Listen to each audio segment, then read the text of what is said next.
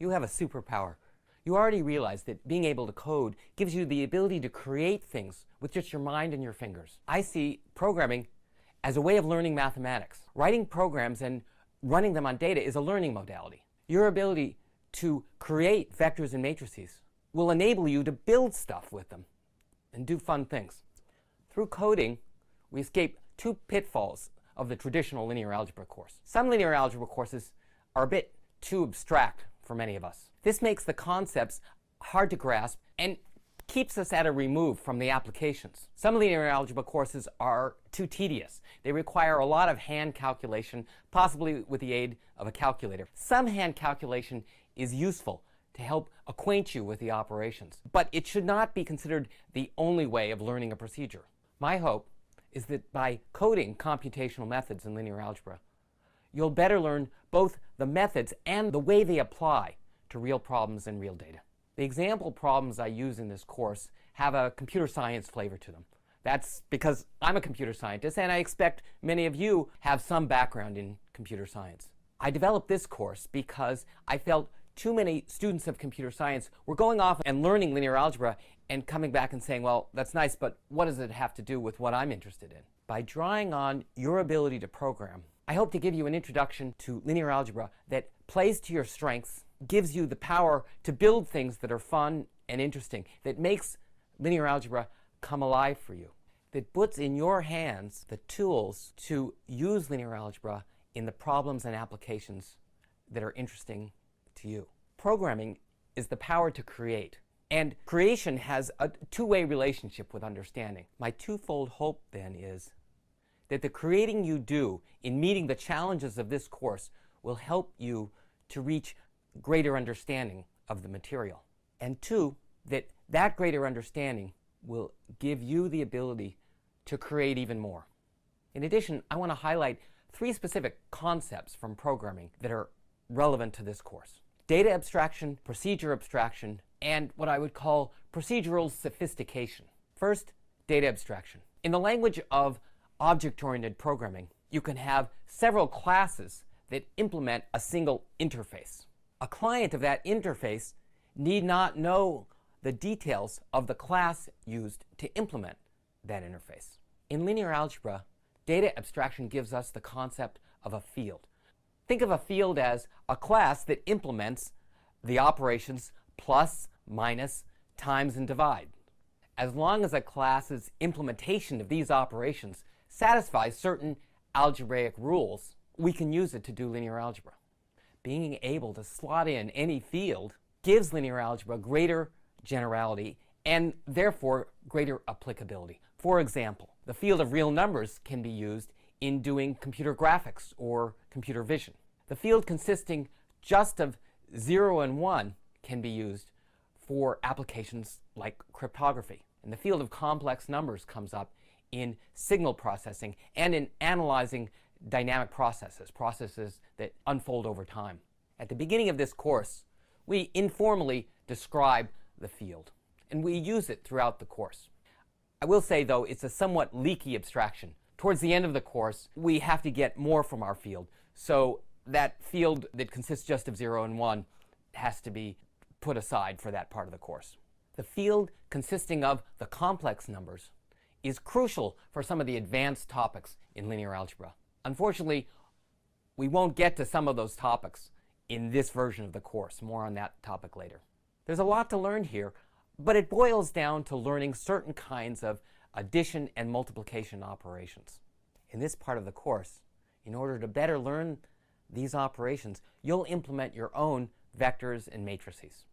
You won't have to do this from scratch. Since you'll be working from a template, all you have to do is fill in the implementations of these operations. Second, procedural abstraction. Programmers quickly learn to work with APIs, application programming interfaces. This means they learn what a suite of procedure calls do and how you can use these in combination to get things done. Programmers don't need to know how each of these procedures is implemented. It's enough to know what it accomplishes. In the middle third of this course, there are a lot of concepts swirling around. Coordinate representation, basis, dimension, rank. Each concept on its own is not so hard, but it might be hard to keep them straight to develop an understanding of the relationships between these concepts. To help you develop a feel for the connections between these concepts, you'll write programs that realize the concepts and that build one upon the other. They all ultimately rely, however, on some black boxes, procedures whose implementations we won't study, at least at first. Only once we've gotten through this middle part of the course will we be able to open up the black box and see how it's implemented. In the meantime, however, I expect you to work with this black box without knowing what's inside, just as you would with the procedures of an API. Third, if you've done a fair bit of programming, I expect you've developed what I call procedural sophistication. You're much better than the average person, and quite possibly better than even mathematicians from the pre-computer past, at understanding and coping with complicated procedures. You're not afraid of a bit of complexity. Even if you don't understand a procedure at first, you're able to work through it, try some examples, get to know it, develop a feel for it over time. If you do have this skill, it will help you a lot in the middle third of the course and in the final third. In the middle third of the course, while we're dealing with all these concepts swirling around, you're going to see some fairly complicated mathematical proofs. This sounds intimidating, and with good reason. These proofs are a little difficult to follow. But fundamentally, they're procedural in nature. They're algorithmic proofs. And so, because of your procedural sophistication, you'll be better able to follow them. Understanding these proofs might require you to think harder than you're used to. But it turns out that many of these mathematical proofs are procedures in disguise. Keep that in mind, and maybe they won't turn out to be quite so difficult. To help you along, I'm assigning problems in which you'll write programs that mimic the structure of the proof. To help you in the process of relating proof to procedure, I'll assign some problems in which you write programs that embody the idea of the proof.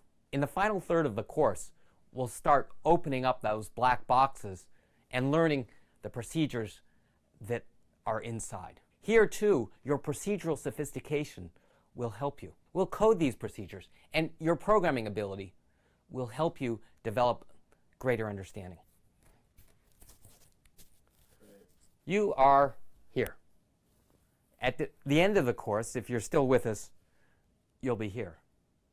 The first third of the course consists of a lot of mechanics and definitions, working with vectors and matrices. This section of the course introduces more questions than it answers. The fundamental questions and computational problems that are introduced in this part of the course will be addressed throughout the rest of the course. The middle third of the course, the concepts we study will illuminate the topic, enabling us to answer many of the questions that have come up so far. We'll get only a hint at this point, though, of the computational solutions, the procedures that we'll study in the last third of the course. The real solutions to the computational problems come in the final third of the course, where we study what makes the black box, the solver, work. At this point, I must confess, there's a fourth third to the course that I teach my Brown students. The material around here consists of advanced topics that build on everything we've done before. Some of the most interesting applications can only be addressed in that part of the material, including image compression, page rank, dimensionality reduction, and principal components analysis. I very much wanted to teach these advanced parts to you, but 8 weeks was deemed quite long enough for an online course. So instead, I plan to offer an additional course for those who endure this course. So hold on to your code. A word about this diagram. I'll make it available on the course site, but don't try to read it all. It's a map, and just as you wouldn't read all of a road map, you won't find it useful looking at this until you've covered some of the territory. It's there to help you keep track of where you are and where we're going.